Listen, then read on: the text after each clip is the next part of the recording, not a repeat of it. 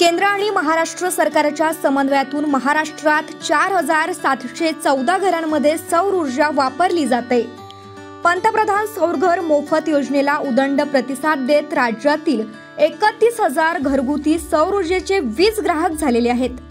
यापैकी 4714 ग्राहकांकडे प्रत्यक्षात सौर ऊर्जेचे दिवे चालवले जातात। त्याशिवाय राज्यात आणखी 875 अशा सौर ऊर्जेच्या प्रकल्पांची कामं वेगाने पूर्णत्वाकडे जात आहेत।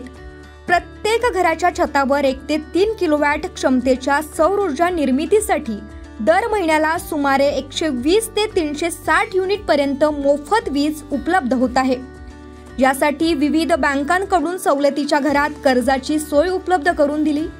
अशा सौर ऊर्जा प्रकल्पातून 25 वर्ष मोफत वीज मिळणार आहे। पंतप्रधान सौर ऊर्जा योजनेच्या माध्यमातून गावखेड्यातील घरं उजळून निघालीत।